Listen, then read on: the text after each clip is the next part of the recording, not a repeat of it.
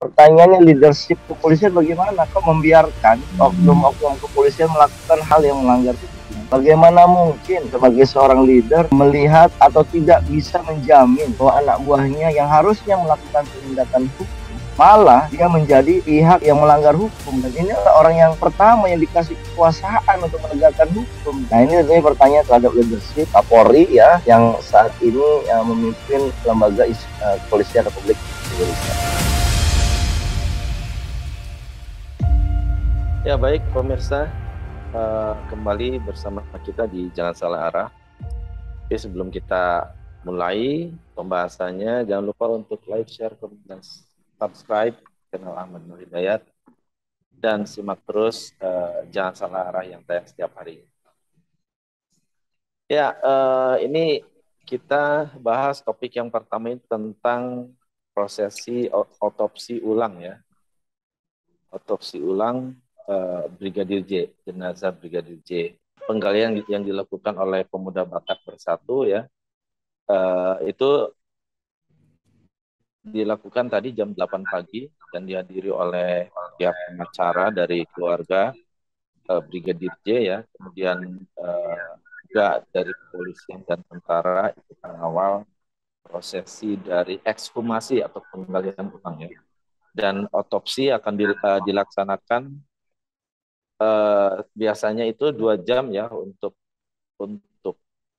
mayat biasa, tapi kalau sudah untuk gali otopsi ulang ini diperkirakan waktunya adalah sekitar 3 sampai 4 jam. Dan ini menurut salah satu tim forensik ya, yaitu Baiti Adyati. Ya, menurut uh, Bang Matnur ini melihat suasana seperti itu, apakah uh, ini apa istilahnya akan aman, terkendali, tidak ada istilahnya menghijack begitu ya.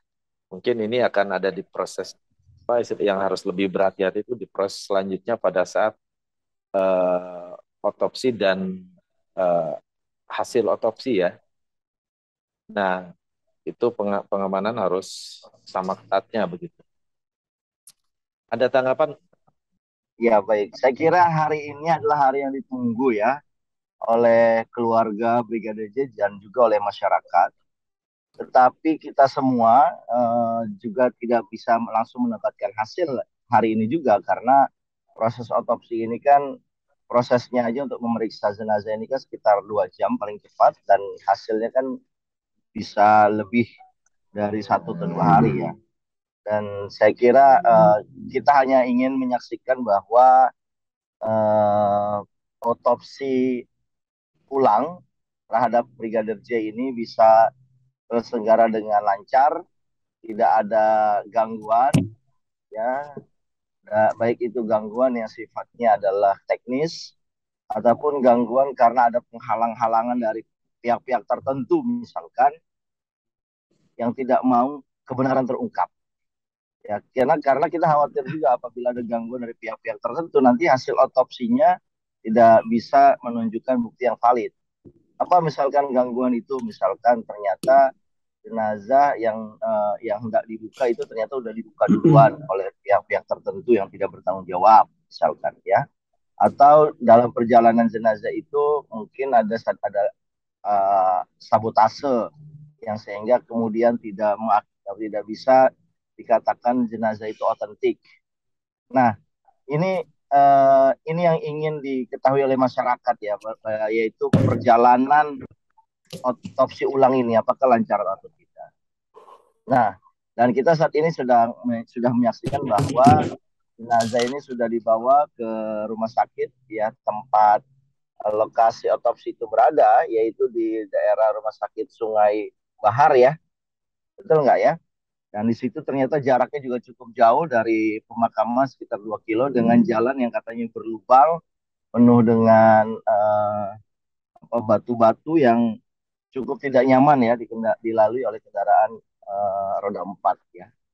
Dan saya kira ini satu tahap awal ya, bahwa jenazah sudah sampai di rumah sakit. Nah, tahap berikutnya adalah para tim forensik ini bekerja Dan tim forensik ini ternyata terdiri dari beberapa tim ya. Saya dengar ada 7 tim dan masing-masing ini mewakili dari unsur-unsur yang penting ya, yang dinilai nanti hasil otopsinya kira-kira kualitasnya itu lebih independen daripada hasil otopsi yang pertama.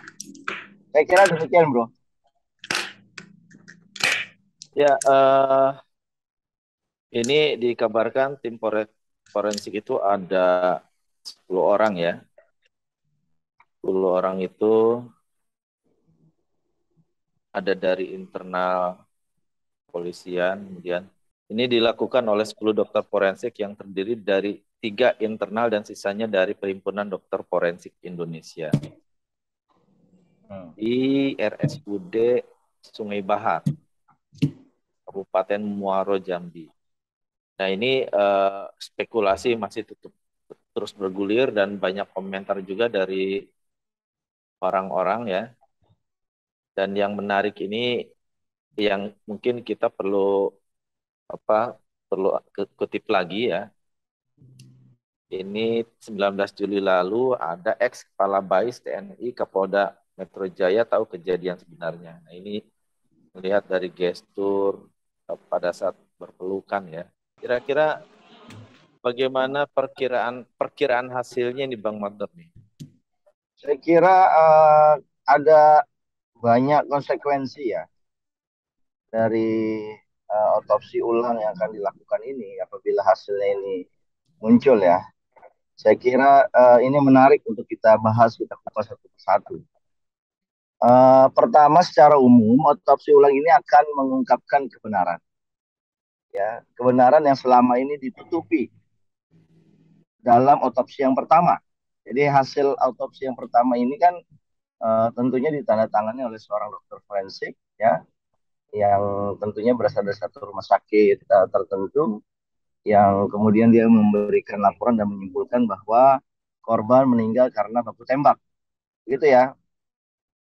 Tapi di otopsi yang kedua ini apakah membenarkan otopsi yang pertama? Jadi otopsi ulang ini adalah mengungkapkan kebenaran yang tertutupi dalam otopsi yang pertama. Nah, ketika kebenaran ini muncul, ya, ya asumsinya bahwa ini dilakukan oleh tim yang independen sehingga tidak diragukan lagi bukti-bukti ilmiah saintifik ya yang ada di dalam kondisi Brigade J, maka setidaknya kita mencatat ada 10 ya, bro ya. Ada Ya. 10 konsekuensi yang akan terjadi.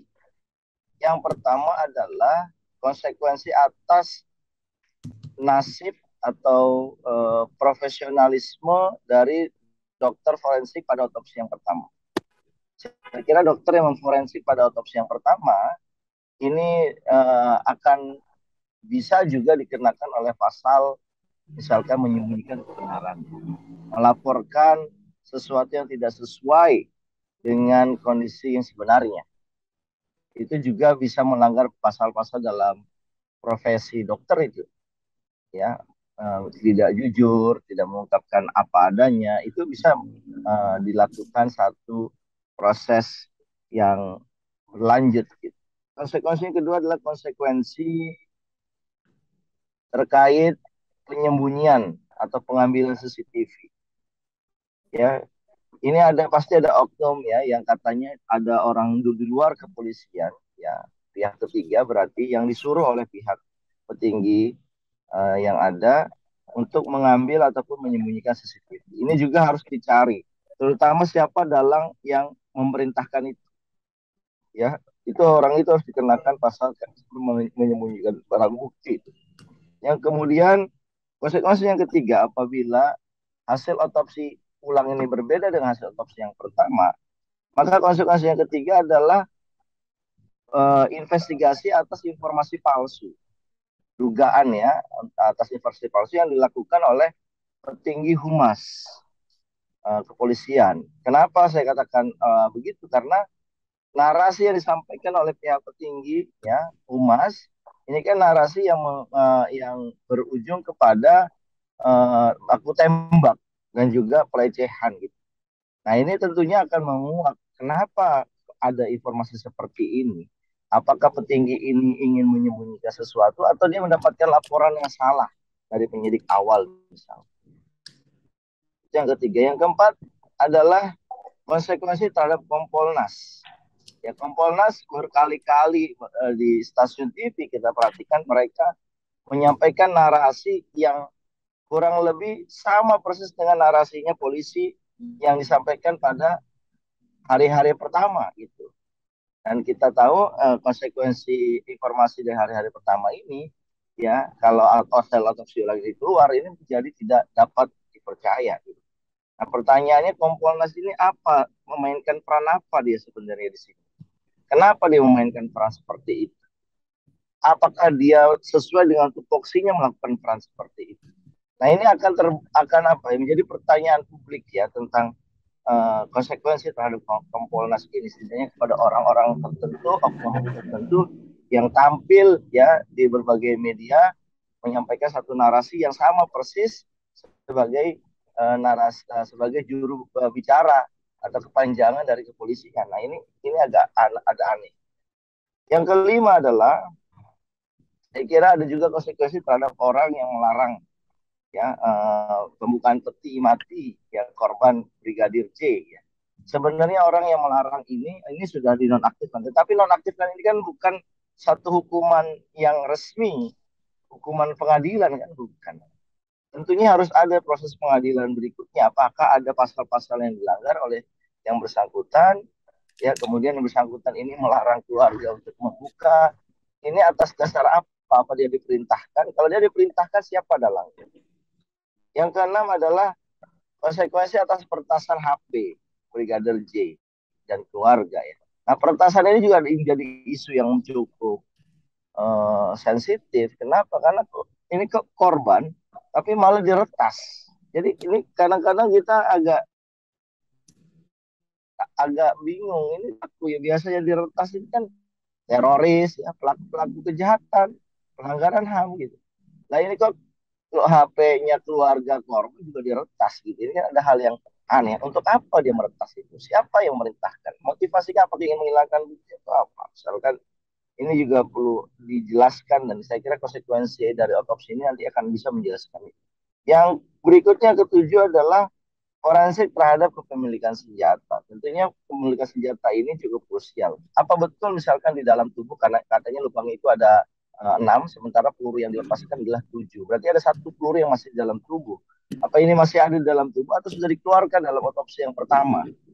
Nah, kalau misalkan dalam tubuh masih dalam tubuh dan ditemukan dalam otopsi yang kedua ini, otopsi ulang ini, bisa jadi ini bisa menentukan siapa yang menggunakan senjata api untuk membunuh ini. Ya, jenis senjatanya apa, nomor seri pelurunya apa, ini akan terbongkar semua. Yang ke-8 adalah konsekuensi atau penyelidikan atas luka. Luka-luka jeratan, ada sayatan, ada jahitan, dan ada juga senjata tumpul atau senjata tajam yang lain ya, yang bisa jadi ini telah melukai Brigadir J waktu beliau masih hidup sebelum kemudian meninggalnya begitu ya. Dan yang ke berapa tadi? Yang ke-9 adalah konsekuensi reputasi kepolisian. Dan yang ke-9 apa itu yang ke-9 dan ke-10 adalah konsekuensi terhadap leadership dari Kepolisian Republik Indonesia. Tentunya dari sekian banyak cerita yang selama ini dibangun ya, narasi-narasi yang dibangun, CCTV hilang, kemudian hasil otopsi.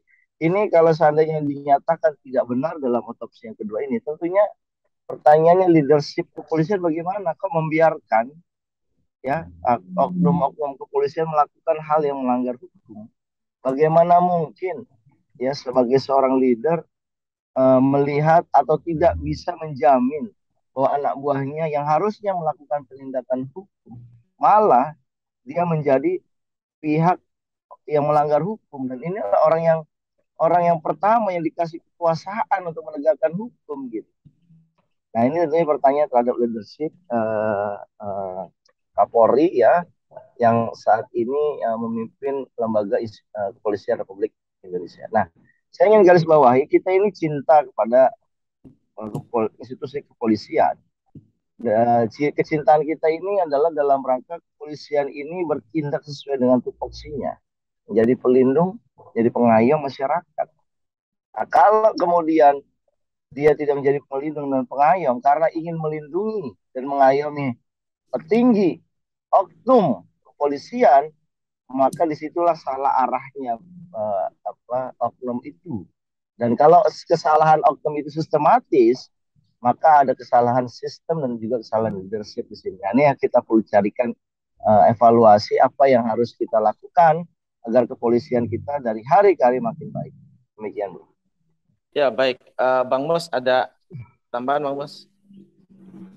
Ya, saya pikir yang disampaikan Bang Makmur ini sudah cukup komprehensif ya, bahwa memang dengan autopsi yang kedua ini nantinya akan membuka Pandora, Bang ya. Akan membuka Pandora banyak hal, terutama sekali ya eh, yang sangat vital itu kan bagaimana ada autopsi pertama gitu, sementara yang kemudian eh, ternyata berbeda jauh gitu. Misalnya berbeda jauh dengan autopsi yang kedua ini, maka ini bukan lagi sebuah pelanggaran tapi kejahatan, Bang ya, menurut saya. Sebuah kejahatan baik dari para dokter yang melakukan autopsi maupun tadi seluruh pihak yang berkepentingan terhadap autopsi yang pertama ini harus segera ditangkap gitu loh, harus segera diproses karena mereka sudah melakukan kejahatan, karena melakukan kebohongan terhadap autopsi korban gitu loh, korban pembunuhan. Almarhum Brigadir Joshua ini sampai sekarang publik kan masih bertanya-tanya sebetulnya apa sih yang membuat dia sampai meninggal gitu ya. Ini kan publik masih bertanya motifnya seperti apa. Lah kok kemudian otopsinya malah dibilang ini hanya tembak-tembak, meninggal karena tertembak. Tapi kemudian setelah ini kan semua cerita narasi yang dibangun ini kan jadi berantakan semua karena keluarga akhirnya membuka jenazah itu kan. Kita berandai-andai nih, seandainya dari awal tidak dibuka seperti itu kan, ya mungkin narasinya sama aja bahwa ini terjadi tembak menembak, kemudian diperiksa ajudan-ajudan, iya benar melakukan. Nah, cuman kan ternyata eh, drama apa bukan drama ya, cerita ini berubah ketika keluarga memaksa untuk membuka peti jenazah kan. Setelah dibuka, loh kok ternyata banyak kejanggalan gitu kan. Jadi mayat ini bukan mayat korban penembakan. Kan menurut beberapa pakar mayat itu bisa bicara gitu ya.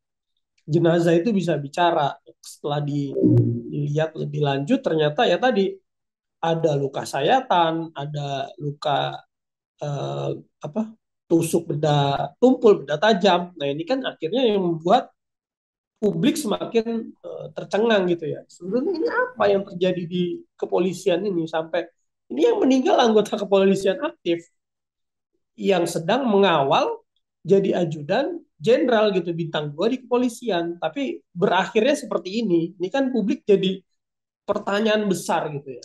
Gimana, Bang Mansur ada tanggapan? Ya tentunya publik semua berharap kasus ini bisa terungkap sesuai dengan faktanya, tidak ditutup-tutupi. Publik ini merasa begitu tinggi rasa keinginan tahuannya karena apa? Karena institusi kepolisian ini bisa menyembunyikan fakta. Manakala semua orang berkompromi untuk menutupi kasus ini, baik itu dari pihak forensiknya, penyidiknya, dan sebagainya dan sebagainya. Karena mereka semua punya itu. Nah, sekarang desakan masyarakat begitu kuat, ingin Polri itu jangan menyembunyikan kebenaran, ya. Tetapi di tubuh Polri kelihatannya ada tarik menarik yang cukup kuat gitu loh, sehingga tidak satu seragam. Apa motifnya ya? Kemarin kita pernah bahas mungkin ada konflik interest di sini, ada masalah-masalah dinamika internal yang menunjukkan Anda ini geng siapa, korban ini geng siapa, misalkan begitu, ya. Nah, ini semua menambah rasa keinginan tahu masyarakat tentang siapa nanti pemenangnya. Dan tentunya masyarakat berharap yang pemenangnya itu adalah kebenaran, yaitu fakta-fakta. Jadi masyarakat ini mendesak kepolisian ini untuk transparan dan berharap yang terungkap dari proses transparansi ini adalah kebenaran, dan kemudian sang pelaku yang mengeksekusi Brigadir J itu bisa diadili, bisa dihukum dengan hukuman yang setimpal sesuai dengan norma hukum yang berlaku. Nah, saya kira ini yang menjadi curiosity publik dan ini harus dijawab.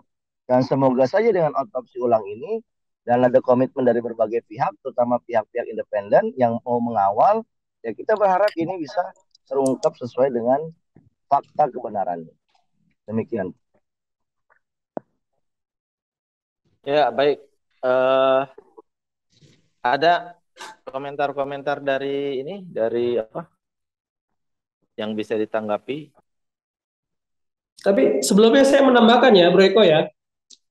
Tadi menarik juga yang disampaikan Bang Makdur bahwa ini pertaruhan ini Bang ya, leadership Kapolri ya sekarang ini Bang ya. Ya, betul.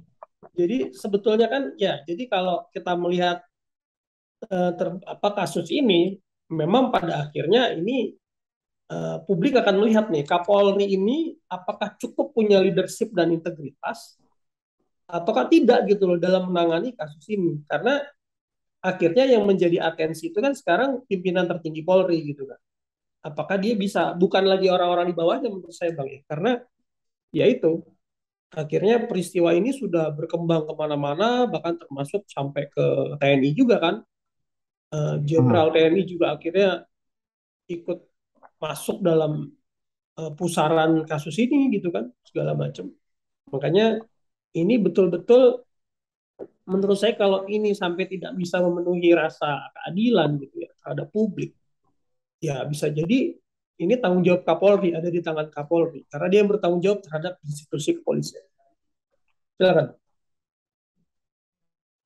Ya, saya kira itu benar bahwa yang sedang dipertaruhkan dalam otopsi ulang ini adalah kredibilitas leadership dari Kapolri.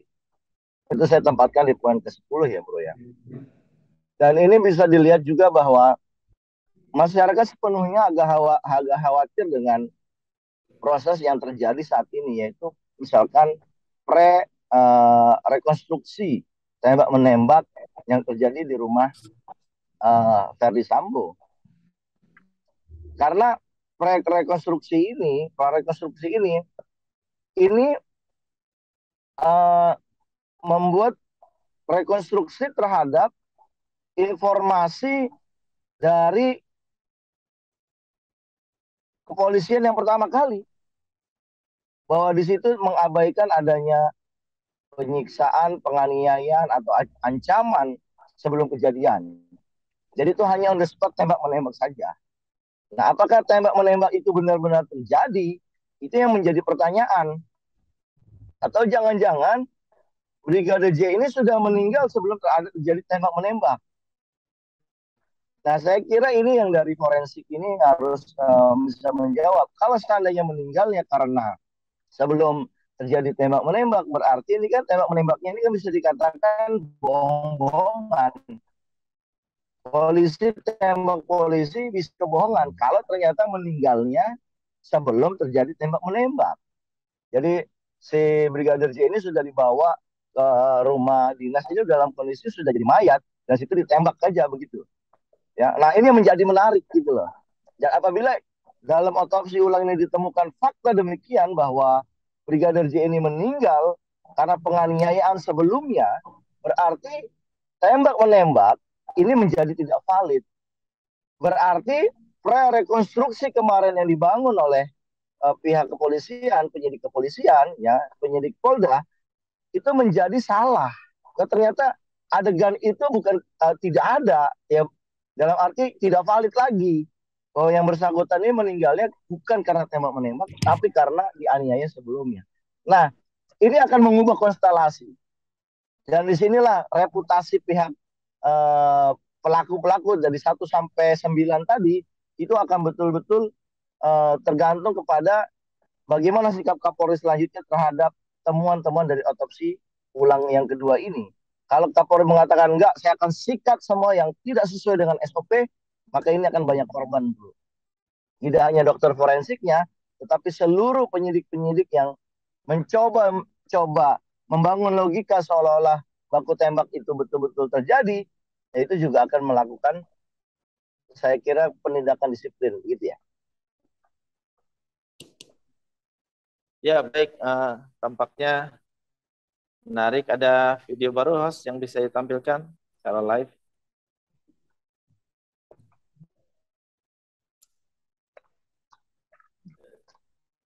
Oke, baik. Ada yang mau ditambahkan lagi, Bang Mas? Iya, kalau saya sih melihatnya tadi yang Mbak Matur bilang, ini siapapun yang terlibat ya, kalau seandainya ini otopsi yang kedua akhirnya hasilnya keluar, dan kemudian bisa berbicara banyak hal dong ya. Nah, ini saya sebetulnya berharap ya, di internal kepolisian ini kan sebetulnya lebih banyak orang yang ingin citra kepolisian ini bersih ya. Saya yakin masih banyak orang yang berharap kepolisian ini bisa sesuai dengan tugasnya gitu, melayani dan mengayomi masyarakat dan berharap citranya bersih. Nah, bagaimana biar citranya baik? Ini kan harusnya ungkap kasus ini sebenar-benarnya gitu ya, termasuk TGPF yang dibentuk Kapolri. Ini kan sudah mendapat atensi juga dari presiden gitu kan. Apakah mereka mau terus melawan apa ya kebenaran gitu ya? Kalau memang ternyata yang tadi dibilang rekonstruksi yang dilakukan itu kan versi dari awal ya yang disampaikan Kapolres. Yang ternyata Kapolresnya juga dicopot akhirnya kan. Eh, Kemudian Karopaminal juga dicopot. Nah ini kan mungkin ini harus diinvestigasi dari tubuh kepolisian sendiri agar yaitu kalau ingin kepolisian baik di mata masyarakat ini harus dibongkar menurut saya. Jadi nggak ada solusi lainnya sebetulnya. Ya, saya kira jika hasil otopsi ulang ini berbeda dengan hasil otopsi yang pertama, dan perbedaannya itu adalah 180 derajat, maka kita masyarakat menuntut kepada Kapolri untuk menyelidiki dugaan adanya pelanggaran etika, pelanggaran disiplin hukum oleh institusi kepolisian. Ya kan? Kenapa kok bisa disembunyikan? Ya mulai dari tadi dokternya, siapa yang memerintahkan pengambilan CCTV, forensik, senjatanya. Ini kan semuanya terkesannya ada satu yang ditutup-tutupi. Ada dugaan pelanggaran etika di situ. Ya siapa orangnya? Menurut saya ini harus dibongkar tuntas oleh pihak Kapolri. Biar kalau Kapolri melakukan itu, masyarakat menjadi yakin dengan kepolisian Republik Indonesia kembali bahwa mereka memang serius dalam memberikan pelayanan kepada masyarakat. Dan mereka serius terhadap misconduct yang dilakukan oleh internal kepolisian itu sendiri. Karena itulah jargonnya presisi itu kan. Bahwa tidak boleh ada zero tolerance ya, terhadap lembaga, dan kesalahan itu juga dikoordinasikan, ada yang mengkoordinasikan, ada yang mengorkestrasikan, dan yang mengorkestrasikan ini adalah petinggi yang sangat berpengaruh. Nah ini dalangnya ini harus dibersihkan juga oleh pihak kepolisian gitu. Saya kira itu satu-satunya cara untuk mengobati reputasi kepolisian manakala hasil otopsi ulang ini 180 derajat berbeda dengan hasil otopsi yang pertama. Demikian, Bro. Ya, saya membaca sebuah berita dari Medcom ID ya, bahwa hasil otopsi ini akan dibuka di pengadilan begitu. Jadi mungkin asumsi ini akan terus bergulir ya. Akan terus bergulir karena masyarakat akan selalu terus menebak-nebak. Ini gimana Bang menurut Bang Matur? Bang Mos ada komentar? Iya, kalau kemudian akhirnya dibuka di pengadilan, menurut saya kan ini waktunya lama ya. Harusnya sih memang segera diumumkan sih sebetulnya. Segera diumumkan hasil otopsi ini. Karena kan ini kejadian pertama aja langsung diumumkan kan sebetulnya. otopsi pertama kan, meskipun kita nggak tahu kebenarannya, itu langsung diumumkan. Kenapa otopsi yang kedua harus menunggu di pengadilan?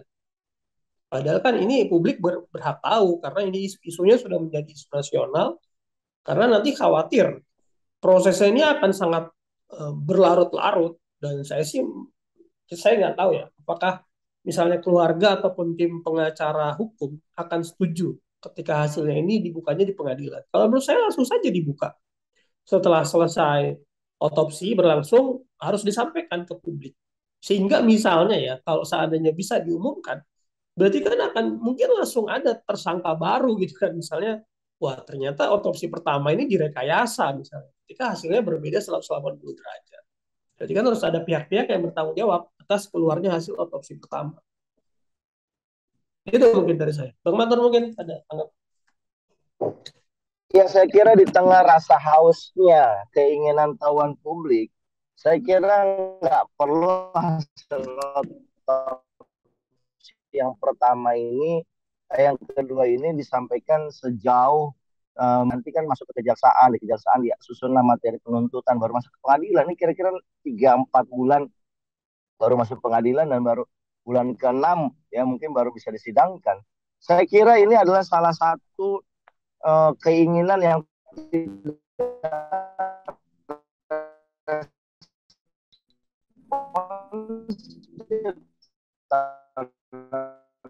Wah, sinyalnya lagging ya. Iya. Lagging sinyalnya Pak. Bang.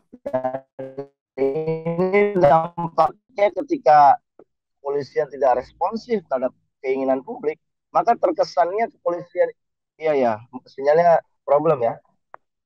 Ya, Sudah ya, suaranya sudah. Sudah oke ya sekarang. mungkin bisa diselang dulu. Sudah mulai ya. Nah, Ya, saya kira kalau boleh saya lanjutkan, kalau keinginan tahuan publik ini harus tertunda-tunda, ya saya kira ini tidak bagus buat kepolisian. Dan saya kira nanti ada juga perasaan, loh kok ini kok kayaknya menentukan tersangkanya saja kayaknya susah betul.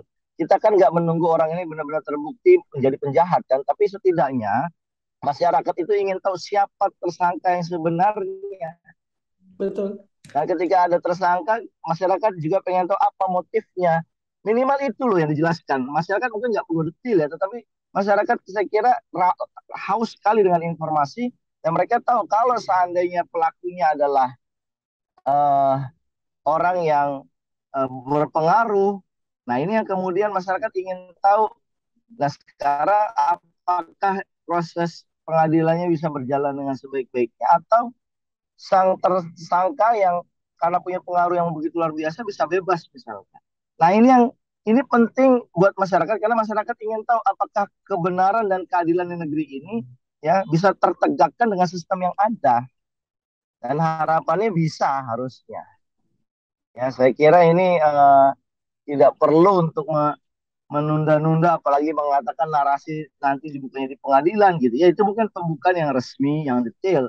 Tapi saya kira setelah otopsi yang kedua ini, masyarakat mendapatkan informasi siapa tersangka dalam kasus penembakan ini, karena belum ada sampai hari ini. Yang kedua, apa motivasinya. Yang ketiga, adakah dalang dari ini semua, dan dalang ini apa peranannya gitu. Ini yang perlu dibongkar menurut saya. Demikian bro. Iya, karena kan kalau misalnya kita menunggu sampai pengadilan, nah ini akan bertanya-tanya lagi publik gitu kan. Nah ini ada apa lagi nih? Kenapa yang merupakan hasil otopsi yang harusnya bisa diumumkan hari ini juga harus ditunda lagi sekian bulan. Nah, nanti saya khawatir akan terjadi gejolak ya di masyarakat karena penanganan kasus ini tidak firm gitu ya. Artinya mungkin akan masyarakat melihat ini akan terlalu banyak lobby, akan terlalu banyak kepentingan yang harus dilindungi dan lain sebagainya. Makanya kalau saya melihat kalau ingin kasus ini clear dan apa terlalu banyak menghabiskan energi bangsa juga ya, udah buka saja gitu loh dari sekarang. Jadi nggak usah ada lagi apa, harus ditunda lagi untuk nggak perlu lah karena ini kan hasil otopsi yang semua orang berhak tahu. Kalaupun ternyata yang pertama itu bermasalah, ya berarti kan harus ada orang yang harus bertanggung jawab gitu. Dan oh ya, kalau menurut saya ini pun juga penting karena kalau misalnya kita berbicara apa yang apa, Verdi Sambo misalnya, ini kan juga penting juga biar publik tahu misalnya. Seandainya memang benar beliau tidak terlibat apapun, ketika ini dibuka seterang-terangnya ke publik, ini kan juga akan membersihkan nama beliau juga kan sebetulnya. Seperti itu. Jadi tidak ada penghakiman pada publik, pada massa terhadap kasus ini. Ya kita sesuai aja dengan fakta-fakta yang terjadi. Walaupun misalnya ketika dibongkar, ternyata dilihat ada keterlibatan siapa sebagai aktor intelektual, ya harus sesuai hukum aja gitu loh. Harus diselesaikan sesuai hukum. Gitu Ya, bro. saya kira rasa penasaran masyarakat minimal hal yang fundamental agar masyarakat tidak banyak berasumsi macam-macam menjadi bola salju ya. Artinya basic-basic pertanyaan harus bisa terjawab begitu. Yang pertama contohnya pistol milik siapa kan begitu. Kemudian tersangka siapa kan begitu ya. Dibunuh di mana. Jadi kabar itu sudah ada kan baru tersangka begitu ya. Kalau masalah proses pengadilan kan masih lama begitu untuk penuntut. Artinya harus terjawab begitu.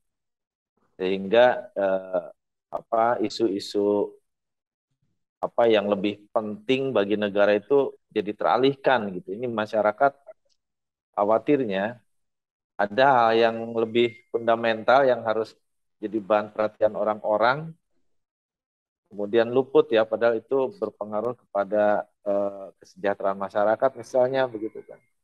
Karena kita ada di masa-masa masih pemulihan ekonomi begitu kan. Ada kebijakan-kebijakan yang tidak diketahui karena tertutupi oleh isu ini, nah itu juga kan kurang begitu bagus begitu ya. Nah, ada yang mau ditambahkan statement terakhir kayaknya ini udah cukup banyak yang disampaikan mengenai ini. Bang Matur ada? Ya, saya kira kita sebagai publik ya perlu mencermati lebih seksama ya terhadap kasus ini karena kasus ini memiliki dampak yang luar biasa terhadap penegakan keadilan dan kebenaran yang ada di Indonesia. Ini kita ingin menguji bagaimana proses penegakan hukum di negeri ini. Apakah proses penegakan hukum di negeri ini masih bisa tegak lurus seperti halnya pengadilan yang dilambangkan dengan seorang dewi dengan mata tertutup dan dia memegang satu timbangan yang timbangannya itu adalah adil, atau hukum ini hanya berlaku adil ke bawah, tajam ke bawah, tapi hanya tumpul ke atas. Nah, saya kira ini publik ingin mengetahui ini semua dan kita berharap dari otopsi yang kedua ini ya rasa haus publik akan informasi itu bisa terpenuhi. Jangan dibuat penasaran lagi kan gitu. Demikian, Bro. Ya, baik. Mungkin cukup ya untuk topik yang pertama ya. Oke, kita lanjutkan kepada topik yang kedua. Tapi sebelumnya pemirsa jangan lupa untuk like, share, komen, dan subscribe channel Ahmad Nur Hidayat dan simak terus jangan salah arah yang tayang setiap harinya.